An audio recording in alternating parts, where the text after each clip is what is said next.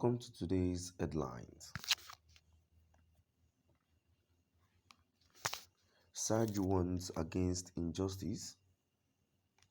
Surge warns against injustice. To my dear listeners, from wherever you're listening from, please stay tuned as I read today's news.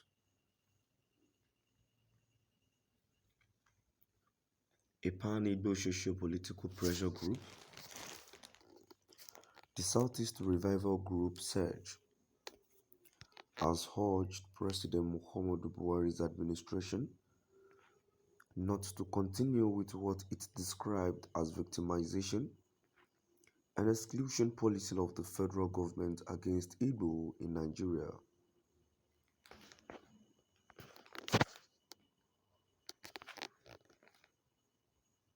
Attributing the insecurity in the region to hopelessness on the part of young people in the zone, Surge, in a statement signed by its president and national coordinator,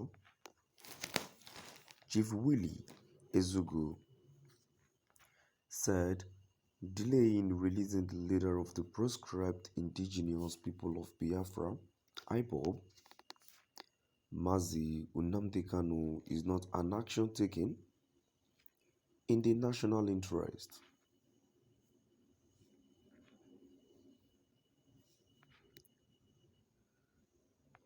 According to Ezugu, before the Court of Appeal ruling discharging Nnamdi Kanu, the President Muhammadu Buhari administration got the legal advice of the United Nations,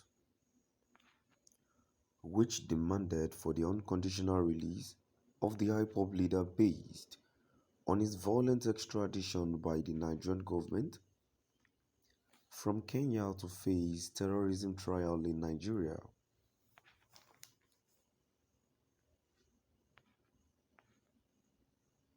He added, like the Court of Appeal, the United Nations UN Human Rights Council Working Group on Arbitrary Detention indicted both Nigerian and Kenyan government for the arrest and extraordinary rendition, torture, and continued detention of Kanu without due process.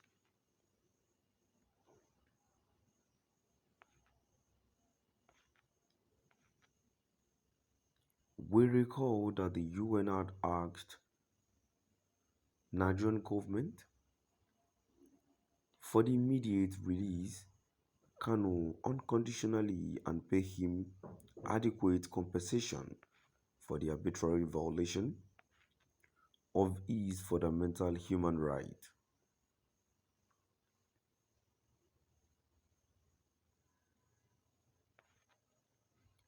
The UN also recommended that government officials responsible for the torture method to the IPOB leader be investigated and punished.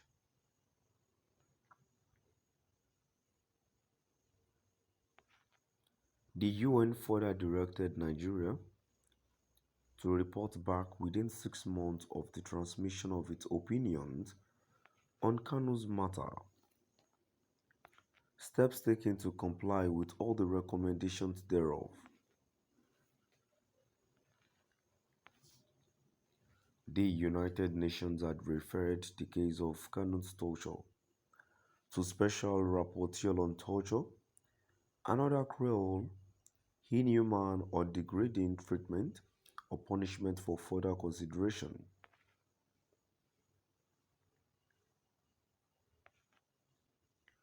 The 16-page report, dated July 20, 2022, was adopted on April 4 by the Working Group on Arbitrary Detention at its 93rd session held between March 30, April 8, 2022, and reportedly communicated its recommendations to the federal government of Nigeria on or about, Ezugu said, the refusal of the federal government to first obey the order of the Court of Appeal on Kanu is already being seen as kidnapping of a citizen.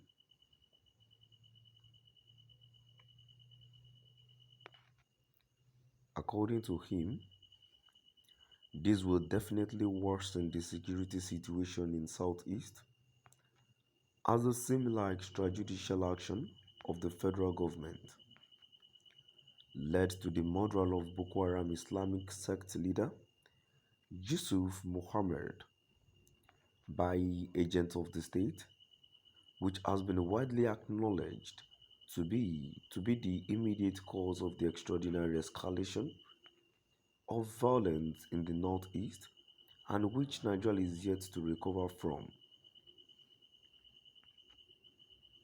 His words, since the arrest and detention of Nnamdi Kanu, the southeast has become a theater of blood and gruesome killings by state and non-state actors in Igbo land are unprecedented.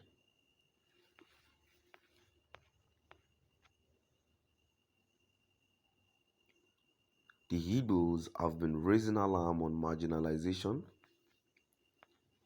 of the southeast but turning the zone into a butcher zone by the actions and inactions of the federal government of Nigeria in recent times is the worst since the Civil War.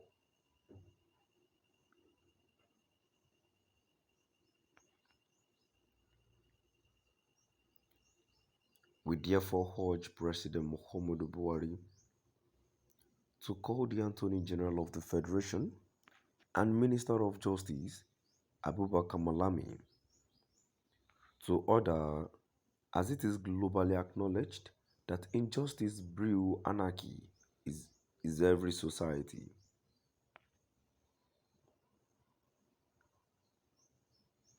If the federal government can order the Academic Staff Union of Universities, ASU, to first call off their strike in obedience to the order of the Industrial Court before ASU could be allowed to appeal the judgment. What is the justification for not obeying the order of the Court of Appeal on Mazi Nnamdi Kanu?